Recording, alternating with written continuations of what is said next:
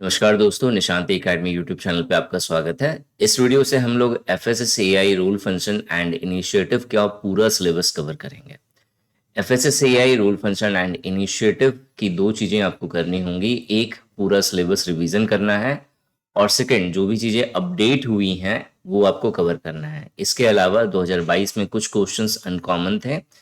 हम लोगों ने अपने कोर्सेज को इस तरीके से डिज़ाइन करा हुआ है ताकि आपका जो पूरा सिलेबस है, जो 2022 में कुछ अनकॉमन क्वेश्चंस थे वो भी कवर हो रहे हैं, जो चीज़ें अपडेट हुई हैं वो भी आपको मिल रहा है और पूरा सिलेबस रिवीजन हो रहा है।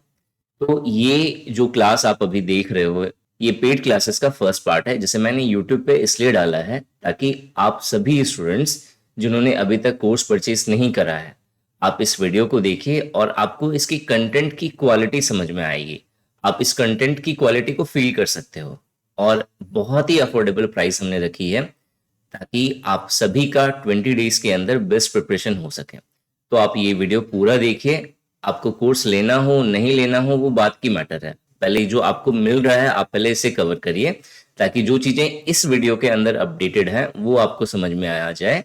जिन्होंने अभी तक एफएसएसएआई अच्छे से समझा नहीं है तो आपको यहाँ पे एफएसएसएआई का स्ट्रक्चर, एफएसएस एक्ट 2006, ये बहुत अच्छे से समझ में आ जाएगा क्योंकि हमने पूरा जेनेसिस एंड इवोल्यूशन कवर करा है इस वीडियो में।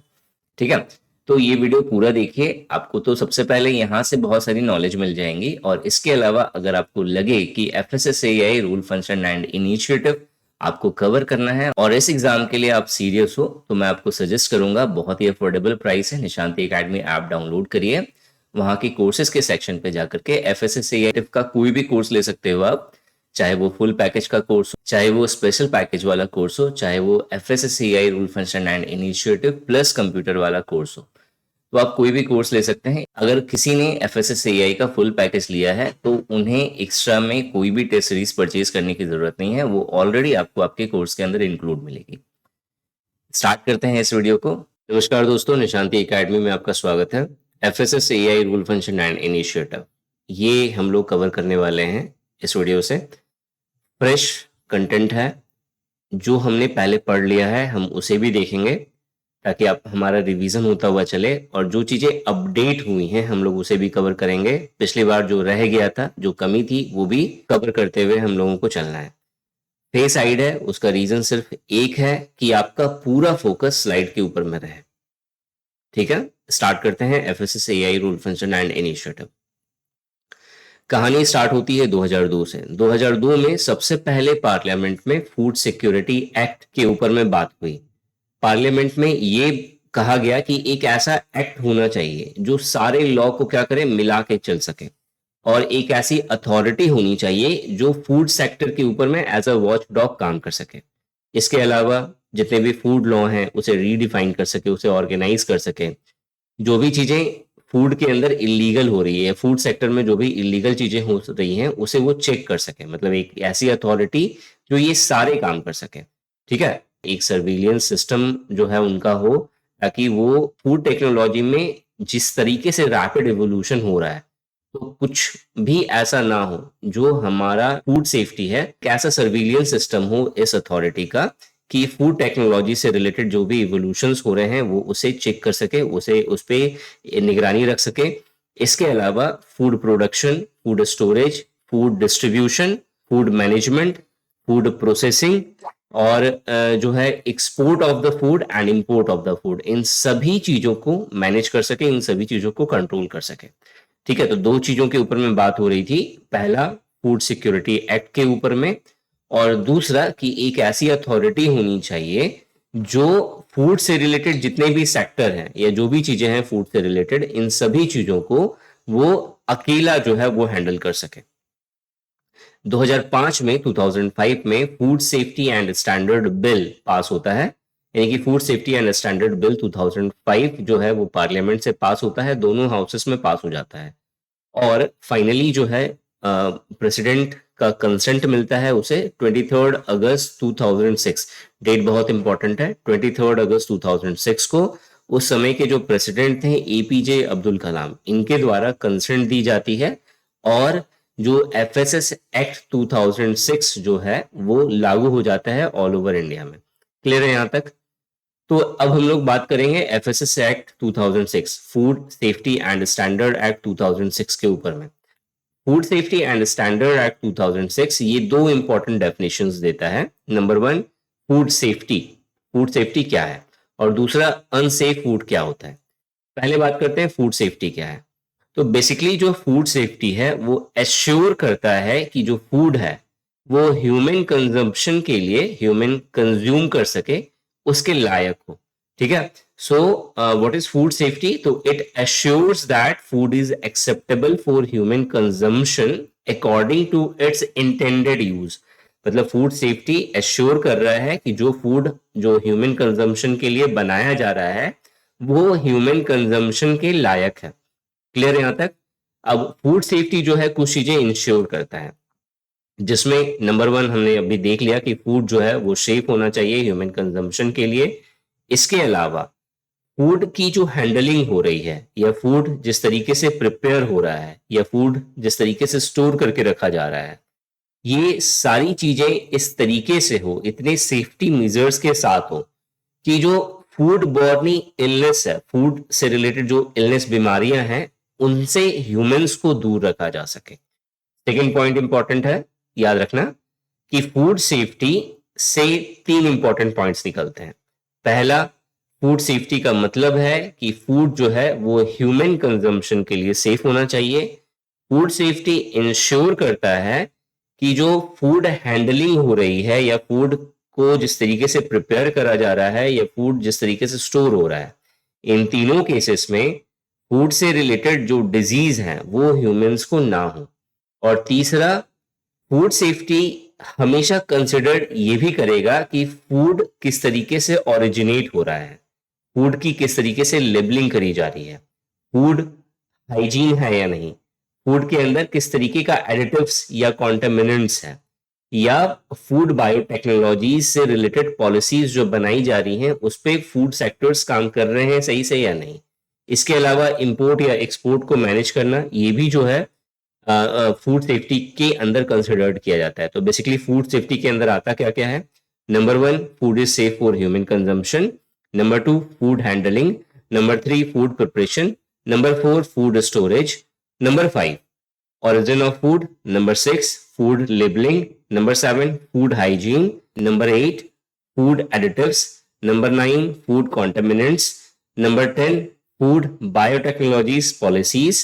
Number 11, management and guidelines of import and export, inspection and certification of food.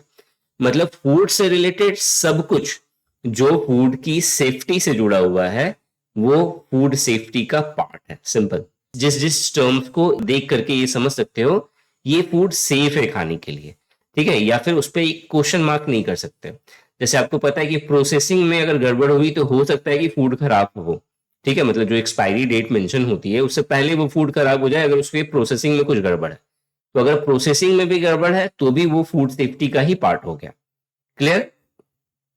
अब हम लोग आते हैं अनसेफ फूड पर, कि अनसेफ फूड क्या होता है। तो बेसिकली एक फूड आर्टिकल जिसका नेचर या सबस्टेंस, सबस्टेंस मतलब वो उसका जो कॉन्स्ट्रक्चर है वो, या फिर क्वालिटी इस तरीके से अफेक्ट हो गई है कि वो अगर कंज्यूम किया जाए तो वो हेल्थ के लिए इंजूरियस हो सकता है। तो इस केसेस में ये जो फूड होगा वो अनसेफ कहलाएगा। अनसेफ फूड से रिलेटेड कुछ इंपॉर्टेंट पॉइंट्स हैं जो जानने जरूरी हैं। Number one, unsafe food, food itself हो सकता है, मतलब जो फूड है वो अनसेफ हो सकता है अपने किसी कारण से। अगर इसे एग्जाम्पल से समझे कि आपने जो धतूरा का जो फल होता है आपने उसी को फूड समझ के कंज्यूम कर लिया, जो कि नहीं करना चाहिए था, जो ह्यूमन कंजम्पशन के लिए हेल्दी नहीं है, तो उस केसेस में भी जो वो फूड है वो अनसेफ फूड कहलाएगा। दूसरा, अगर पैकेजिंग में कोई इशू हुआ तब भी जो है वो फूड जो है अनसेफ हुआ।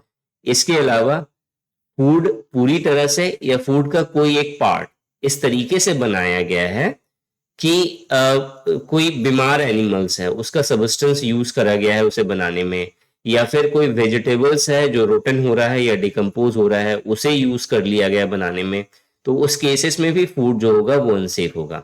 अनहाइजेनिक कंडीशंस में प्रोसेसिंग करी जा रही है फूड की, तो उस केसेस में भी फूड जो है अनसेफ डिक्लेयर होगा।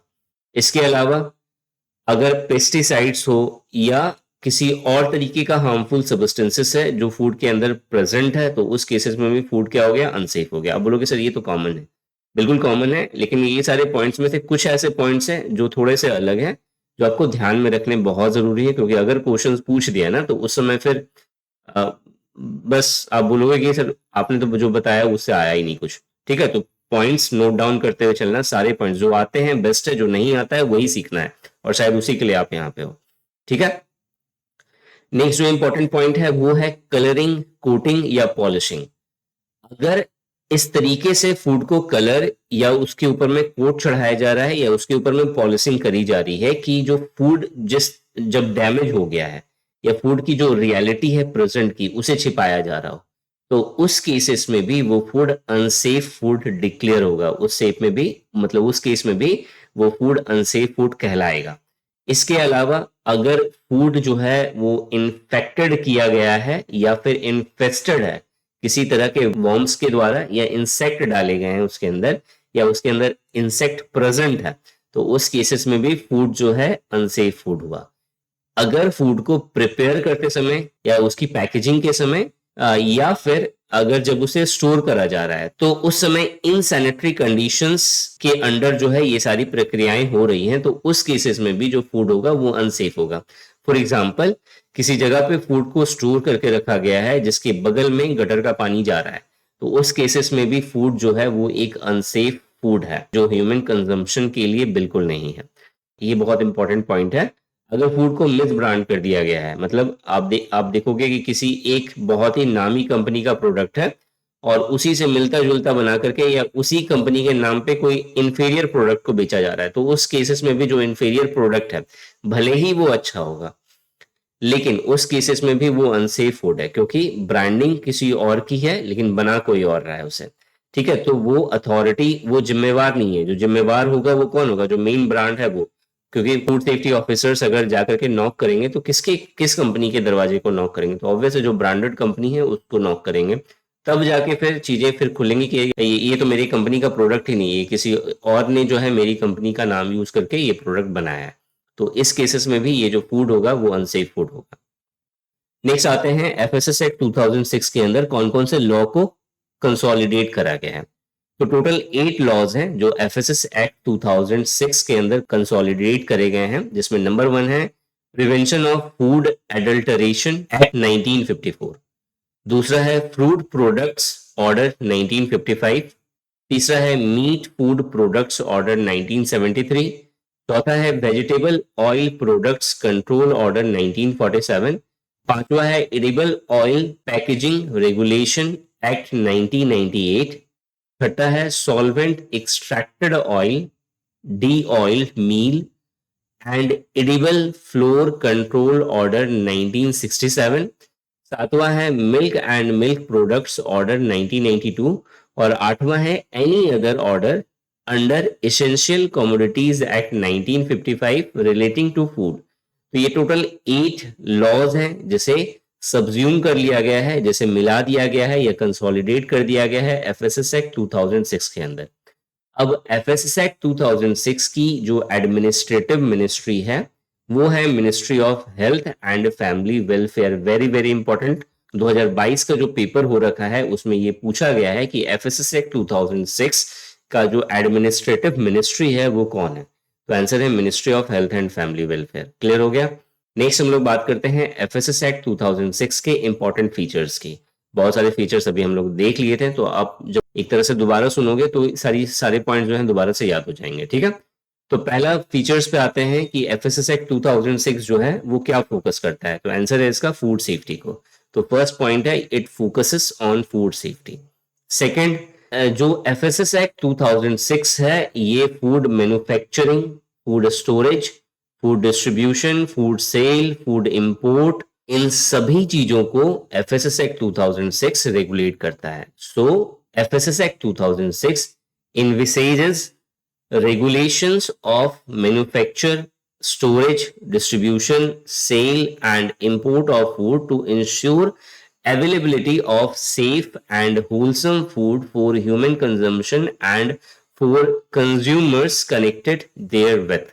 तीसरे नंबर पॉइंट पे आते हैं। तीसरा नंबर का पॉइंट है कि एफएसएस एक्ट 2006 कहता है कि एक सिंगल रेफरेंस पॉइंट होना चाहिए जो फूड सेफ्टी स्टैंडर्ड और फूड के न्यूट्रिएंट से रिलेटेड या फूड के लॉ के इन्फोर्समेंट से रिलेटेड या फूड रेगुलेशन से रिलेटेड सारे मैटर्स को देख सके।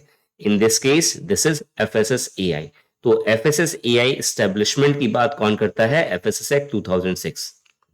नेक्स्ट पॉइंट है कि जो एफएसएस एक्ट है वो एक यूनिफॉर्म लाइसेंसिंग और रजिस्ट्रेशन की बात करता है जो अक्रॉस सेंटर हो या स्टेट्स हो, सब जगह पे एक जैसा हो। मतलब जो भी लाइसेंस या रजिस्ट्रेशन होगा हर फूड सेक्टर्स को जो मिलेगा सभी को एक जैसा लाइसेंस मिलेगा। ऐसा नहीं कि किसी को ज्यादा बढ़िया लाइसेंस मिला है, किसी को कम बढ़िया लाइसेंस मिला है, ऐसा कुछ नहीं होगा। कंप्लीटली ये क्या होगा? यूनिफॉर्म होगा। नेक्स्ट 5वां नंबर का जो पॉइंट है वो ये है कि FSS Act 2006 it empowers states to issue registration and state license। मतलब क्या हुआ?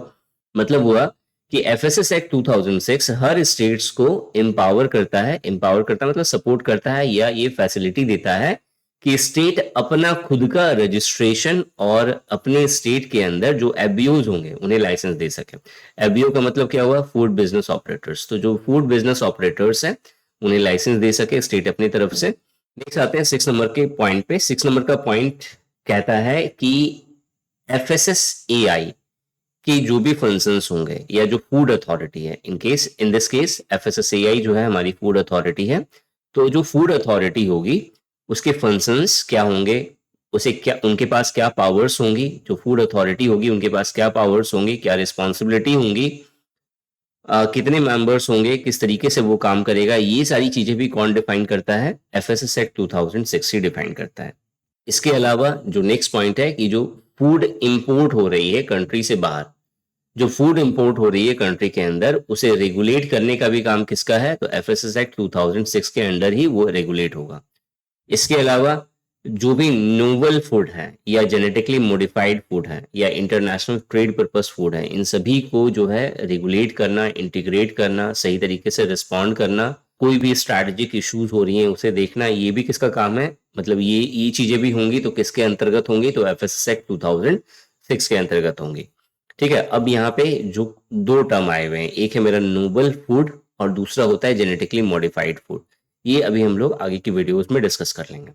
नेक्स्ट है मेरा provisions of food recall. Food recall का प्रोविजंस जो है ये कहाँ पे है? तो ये भी एफएसएस एक्ट 2006 के अंदर है।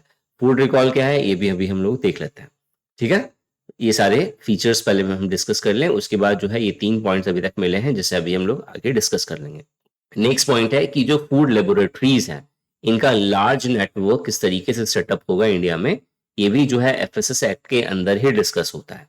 और लास्ट पॉइंट क्या है कि जो जस्टिस सिस्टम है या जिस तरीके से जो केसेस होंगे फूड के ऊपर में, तो उन पे किस तरीके से एक्शन लिया जाएगा, कितनी जल्दी निपटारा होगा, ये भी एफएसएस एक्ट 2006 के अंतर्गत ही देखा जाता है। मतलब जो केसेस होंगे, जिस तरीके से जस्टिस दी जाएगी, या ग्रेडेड पेनल्टीज, ये बहुत इंपॉर्टेंट है, पॉइंट याद रखना। ग्रेडेड पेनल्टीज का मतलब होता है कि अगर किसी कोई एबीयू है जिसने जो है कुछ खराब काम करा, कुछ मतलब ऐसा फूड बनाया जो अनहाइजेनिक है, एफएसएस एक्ट के अनुसार वो सेफ नहीं है, लेकिन उसने उसे निकाला मार्केट में, तो उस पे जो है एफएसएसएआई क्या करेगी? एक पेनल्टी लगाएगी। सेकंड टाइम उसने फिर निकाला तो उस पर जो है जो नेक्स्ट टाइम जो पेनल्टी लगेगी वो डबल लगेगी।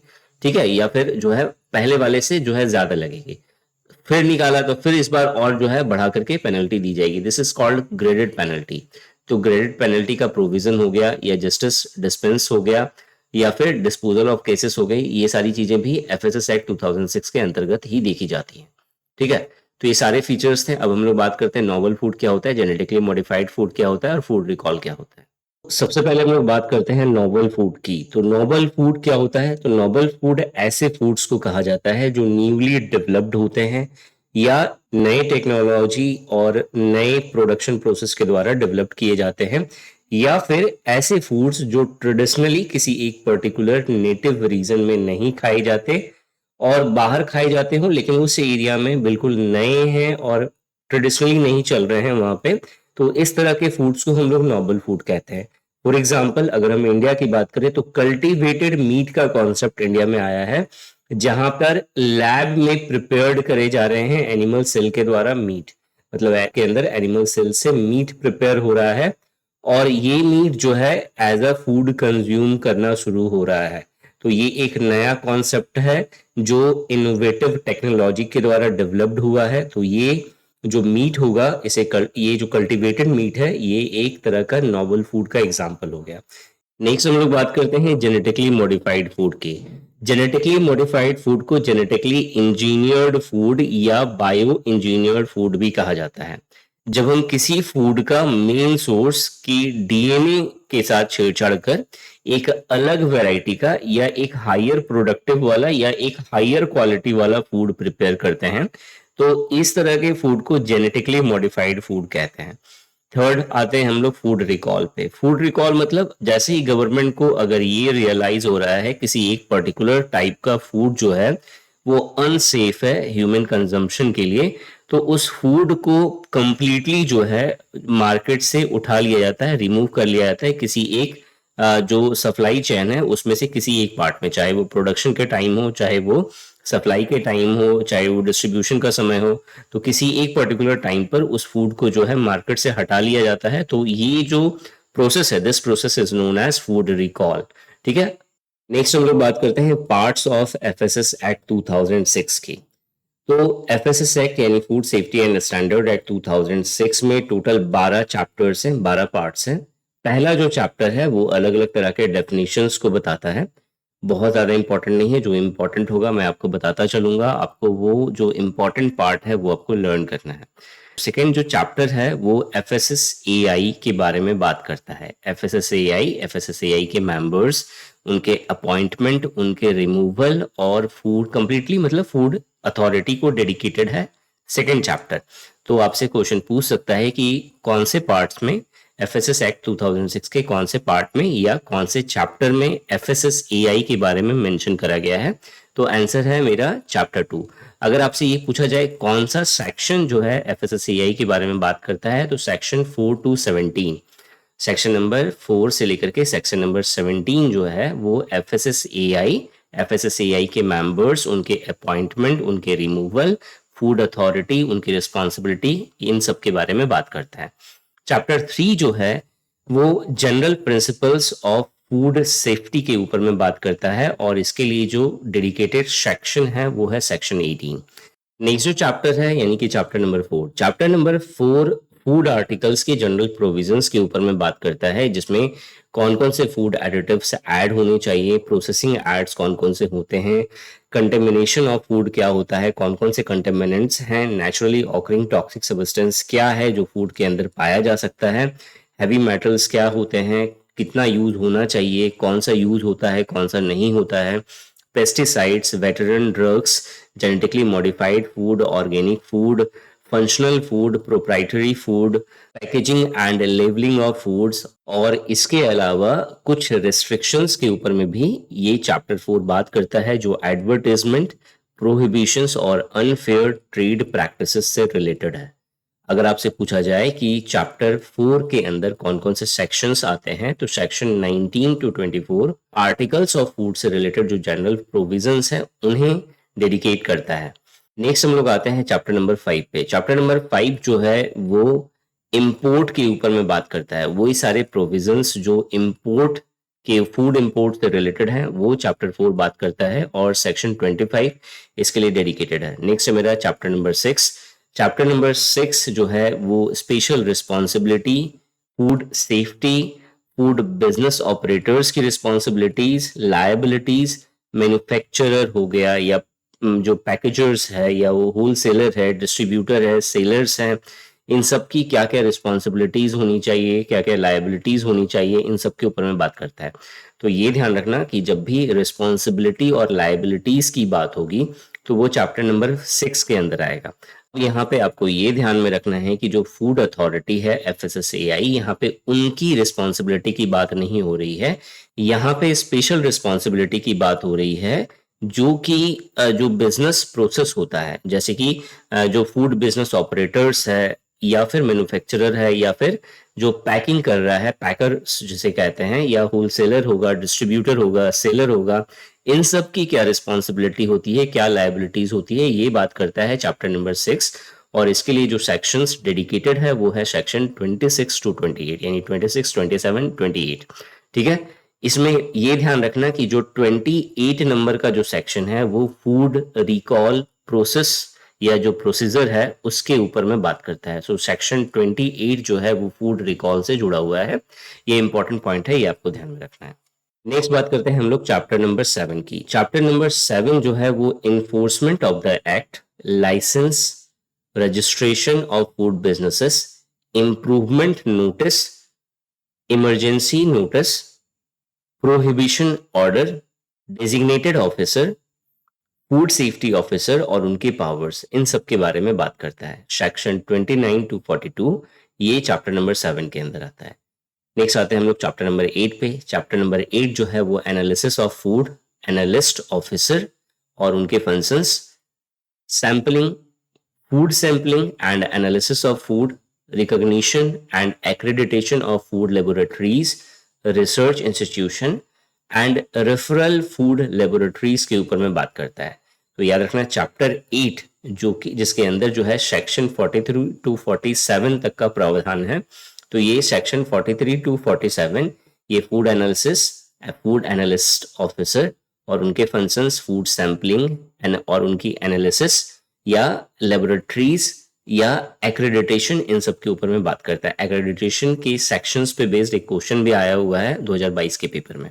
जो चैप्टर नंबर 9 है इसके अंदर सेक्शन 48 to 67 है। अब यहाँ से सेक्शन बहुत ज्यादा इंपॉर्टेंट नहीं है, जो सेक्शंस इंपॉर्टेंट होंगे उसकी मैं लिस्ट आपको अभी दे दे रहा हूँ थोड़ी देर में।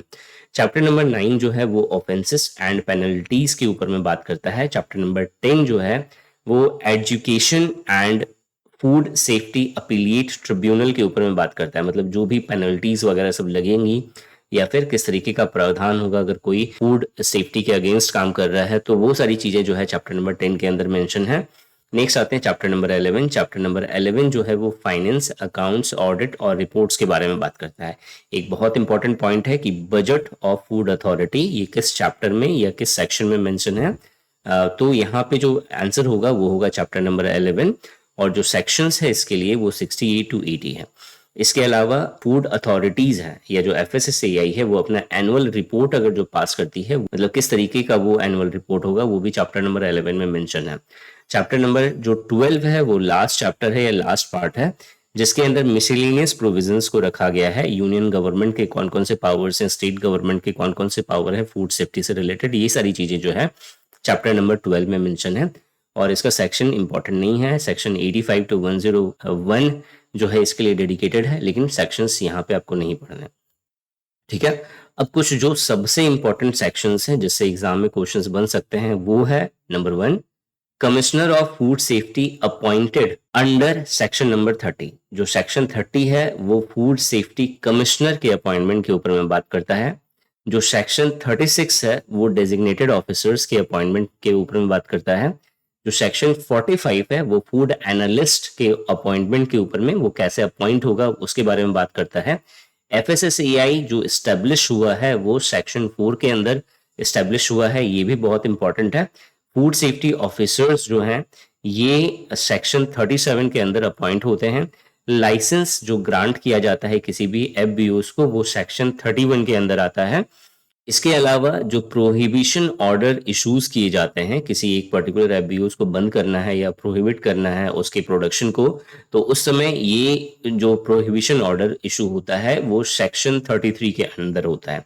इसके अलावा सेक्शन 19 इंपॉर्टेंट है जो prohibits the use of food additives and processing aids other than those prescribed under the standard और रेगुलेशंस। ठीक है, इसके ऊपर में बात करता है। इसके अलावा जो सेक्शन 22 है वो एक रेस्ट्रिक्शन के ऊपर में बेस्ड है। कुछ फूड की ऐसी कैटेगरीज होती हैं जो स्टैंडर्ड नहीं मानी गई हैं FSS एक्ट के अकॉर्डिंग, तो अगर उनसे रिलेटेड अगर कोई बिजनेस कर रहा है तो उसे उस पर रेस्ट्रिक्शन लगाना ये सेक्शन 22 डिफाइन करता है। सेक्शन 23 जो है वो पैकेजिंग एंड लेबलिंग रिक्वायरमेंट के ऊपर में है, ये बहुत इंपॉर्टेंट है। सेक्शन 23 ध्यान में रखना है आपको। और जो लास्ट सेक्शन है सेक्शन नंबर 24, ये स्पेशली जो है रिस्ट्रिक्शन लगाता है उन सारे मिसलीडिंग एडवर्टाइजमेंट पे जो अनफेयर ट्रेड पर्पसेस को जो है प्रमोट करते हैं, या फिर ऐसा एडवर्टाइजमेंट जो वे सारे फूड्स जो एफएसएस एक्ट के अगेंस्ट काम कर रहे हैं, जो फूड सेफ्टी के अंदर या जो स्टैंडर्ड्स हैं उस पर खड़े नहीं उतरते और वो अपना एडवर्टाइज कर रहे हैं, तो ये सारी चीजें जो है, इन सभी चीजों पे रिस्ट्रिक्शन लगता है सेक्शन 24 के अंतर्गत। ठीक है, तो ये सारे सेक्शंस थे जो इंपॉर्टेंट है। नेक्स्ट आते हैं हम लोग एफएसएसएआई पे। एफएसएसएआई यानी कि food safety standards authority of India. अब इसे जो इस्टेब्लिश करा गया है वो 5 सितंबर 2008 को इस्टेब्लिश करा गया है अंडर एफएसएस एक्ट 2006। किसके द्वारा इस्टेब्लिश करा गया है? तो उस समय के जो यूनियन हेल्थ मिनिस्टर थे डॉक्टर अनबुमनी रामादोस, इनके द्वारा इस्टेब्लिश करा गया है। अब ये एफएसएसएआई जो है ये एक ऐसी बॉडी है जो फूड अथॉरिटी, कंप्लीटली आप समझो कि एक यूनिक या एक कंप्लीट पैकेज है जो फूड सेफ्टी से रिलेटेड हर तरह का काम देखती है। और ये किसके अंडर काम करता है? तो ministry of health and family welfare के अंदर काम करता है। दो इंपॉर्टेंट रोल हैं। नंबर 1 जो रोल है वो है making standards of food articles. जो फूड आर्टिकल्स हैं इसके ऊपर में स्टैंडर्ड्स लेकर के आना। स्टैंडर्ड्स का मतलब यहाँ पे लॉज है, लॉज या नियम लेकर के आना। ये किसका काम है? एफएसएसएआई का काम है। सेकेंड जो इंपॉर्टेंट रोल है एफएसएसएआई का वो है रेगुलेट करने का। किस चीज को रेगुलेट करने का? फूड मैन्युफैक्चरिंग को, स्टोरेज को, डिस्ट्रीब्यूशन को, सेल्स को, इंपोर्ट को, और इसके अलावा जो है फूड का जो एक्सपोर्ट हो रहा है या जो फूड जो है वो कंज्यूम करा जा रहा है ह्यूमंस के द्वारा, वो कितना सेफ है, किस हद तक सेफ्टी मेजर्स का ध्यान रखा जा रहा है, ये सारी चीजें जो है एफएसएसएआई जो है वो रेगुलेट करता है। अब 2 तरह के मैंने फंक्शंस बताए आपको, या 2 तरह का रोल बताया है मैंने एफएसएसएआई का यहाँ पे। पहला जो रोल है वो है फूड स्टैंडर्ड्स बनाना, यानी कि जो लॉ है उसे बनाना। तो लॉ बनाने के लिए एफएसएसएआई को असिस्ट करा जाता है साइंटिफिक कमिटीज एंड पैनल के द्वारा। मतलब इसकी जो हेल्प करता है वो है साइंटिफिक कमिटीज एंड पैनल। इसके अलावा जो दूसरा रोल मैंने बताया है रेगुलेशंस का, इसमें जो एफएसएसएआई के हेल्प करता है वो है सेंट्रल एडवाइजरी कमेटी। यानी कि जो एफएसएसएआई जो मेन अथॉरिटी है या मेन फूड अथॉरिटी है, 2 इंपॉर्टेंट ऑर्गेनाइजेशन है जो इनकी हेल्प करते हैं। एक है मेरा scientific committees and scientific panel, और दूसरा है मेरा सेंट्रल एडवाइजरी कमेटी। क्लियर है यहाँ तक? अब हम लोग बात करते हैं स्ट्रक्चर्स ऑफ फूड अथॉरिटी की। हालांकि इसे मैंने बहुत अच्छे से पहले की क्लास में क्लियर करा हुआ है, लेकिन चूंकि हम लोग इस वीडियो में रिवीजन भी करते हुए जा रहे हैं तो हम लोग फटाफट देखते हैं कि स्ट्रक्चर्स किस तरीके से है। तो फूड अथॉरिटी यानी कि एफएसएसएआई, इसके 2 काम हमने देखे। एक है फूड स्टैंडर्ड बनाना और दूसरा है कंपाइलेशन और इंस्पेक्शन का, यानी कि पूरी तरह से इन स्टैंडर्ड्स को रेगुलेट करने का काम। तो जो पहला जो फूड स्टैंडर्ड्स बनाने का काम है, इसमें जो इनकी हेल्प करता है वो है साइंटिफिक कमिटी और साइंटिफिक पैनल्स। साइंटिफिक कमिटी के नीचे साइंटिफिक पैनल वर्क करता है। साइंटिफिक कमिटी में जो मेंबर्स होते हैं वो साइंटिफिक पैनल्स के मेंबर होते हैं। मतलब जो साइंटिफिक पैनल्स है वहां से इनका मेंबर्स जो है चुना जाता है। इसके अलावा 6 और इंडिपेंडेंट मेंबर्स होते हैं, यानी कि 6 independent members plus scientific panel से मेंबर उठाए जाते हैं। क्लियर हो गया? अब जो इसके नीचे जो है साइंटिफिक पैनल काम करता है, ये मैंने बता दिया आपको। अब हम लोग आते हैं कंप्लायंस एंड इंस्पेक्शन का वर्क, जो कि रेगुलेशन का काम हो गया। इन सारे लॉज को, इन सारे स्टैंडर्ड्स को देखना। इसमें जो हेल्प कर रहा है एफएसएसएआई की वो है मेरा central advisory committee. Central advisory committee जो है वो कंट्रोल करती है स्टेट लेवल स्टीयरिंग कमेटी को, और स्टेट लेवल स्टीयरिंग कमेटी जो है वो कंट्रोल करती है डिस्ट्रिक्ट लेवल एडवाइजरी कमेटी को। और इस तरीके से पूरा सिस्टम, एफएसएसएआई का पूरा सिस्टम वर्क करता है। अब हम लोग आते हैं एफएसएसएआई के टोटल मेंबर्स पे। एफएसएसएआई के अंदर टोटल 22 मेंबर्स होते हैं। इनके अलावा एक इनका चेयरपर्सन होता है। अभी के समय में जो करंट चेयरपर्सन है एफएसएसएआई के, वो हैं श्री सुधांश पंत। जो एफएसएसएआई के अंदर 22 मेंबर्स हैं, इन 22 मेंबर्स में एक कंडीशन है कि 1/3 वुमेन के लिए रिजर्व्ड होगा। मतलब इन 22 मेंबर्स का अगर 22 का 1/3 करोगे तो 7+ होगा, यानी कि 8 मेंबर्स। तो जो ये 22 मेंबर्स में जो 8 मेंबर्स होगी वो वुमेन होगी या वुमेन के लिए रिजर्व्ड होगा। ठीक है। अब ये जो 22 मेंबर्स होते हैं वो इंडियन मिनिस्ट्रीज और डिपार्टमेंट्स के रिप्रेजेंटेटिव होते हैं। इसके अलावा एक जो मेंबर होता है वो रिटेल ऑर्गेनाइजेशन से लिया जाता है। इसके अलावा फार्मर्स ऑर्गेनाइजेशन से 2 मेंबर्स लिए जाते हैं। तो रिटेल ऑर्गेनाइजेशन से एक मेंबर होता है, फार्मर्स ऑर्गेनाइजेशन से 2 मेंबर होते हैं, और इन 22 मेंबर्स का 1/3 यानी कि 8 मेंबर्स जो है वुमेन के लिए रिजर्व होता है। प्रेजेंट चेयरपर्सन कौन है? तो श्री सुधांश पंत जो है ये प्रेजेंट चेयरपर्सन है। यहाँ तक क्लियर हो गया सभी को? अब आते हैं हम लोग सेंट्रल एडवाइजरी कमेटी के ऊपर। सेंट्रल एडवाइजरी कमेटी का जो फॉर्मुलेशन होता है, इनमें जो फूड सेफ्टी कमिश्नर्स हैं वो इसके मेंबर्स होते हैं। जो साइंटिफिक कमेटी के चेयरपर्सन हैं वो इसके मेंबर्स होते हैं। फूड लेबोरेटरी से एक मेंबर लिया जाता है, और जो फूड इंडस्ट्री है, एग्रीकल्चर है, कंज्यूमर रिलेवेंट रिसर्च बॉडीज हैं, इनसे एक मेंबर लिया जाता है। तो इन सभी को मिलाकर के सेंट्रल एडवाइजरी कमेटी का निर्माण हुआ है। जो सेंट्रल एडवाइजरी कमेटी है वो स्टेट लेवल स्टीयरिंग कमेटी और डिस्ट्रिक्ट लेवल एडवाइजरी कमेटी के ऊपर में अपना कंट्रोल रखती है। तो जो स्टेट जो फूड अथॉरिटी है इसके ऊपर में हम लोग आगे के वीडियोस में बात करेंगे। अब आते हैं हम लोग एक बहुत इंपॉर्टेंट पॉइंट पे, वो है मेरा एग्जीक्यूटिव हेड ऑफ FSSAI। एक तो है मेरा जो नॉमिनल हेड होता है। नॉमिनल हेड कौन है? तो अभी हमने देखा कि जो प्रेजेंट चेयरपर्सन है श्री सुधांश पंत, ये जो है अभी के समय में नॉमिनल हेड है FSSAI के। नाउ एग्जीक्यूटिव हेड कौन होता है? एग्जीक्यूटिव हेड वो हेड होता है जो फंक्शनली हेड हो गया, फंक्शनली सुप्रीम हो गया। जैसे नॉमिनल हेड अभी इंडिया के कौन है? तो प्रेसिडेंट ऑफ इंडिया है।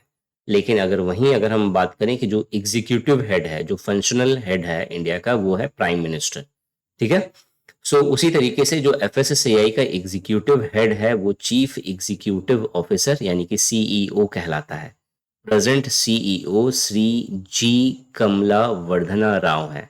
कुछ इंपॉर्टेंट पॉइंट्स जो एग्जीक्यूटिव हेड के ऊपर में है वो देख लेते हैं। नंबर 1, जो एग्जीक्यूटिव हेड होगा FSSAI का वो एडिशनल सेक्रेटरी के रैंक से नीचे का नहीं होगा और गवर्नमेंट ऑफ इंडिया के द्वारा अपॉइंट करा जाएगा। सेकेंड इंपॉर्टेंट पॉइंट, जो CEO है FSSAI का या एग्जीक्यूटिव हेड है FSSAI का, वो रिस्पॉन्सिबल है जितने सारे day to day administrative decisions लिए जा रहे हैं FSSAI में या फूड अथॉरिटी के अंदर, उन सभी के लिए वो रिस्पॉन्सिबल है।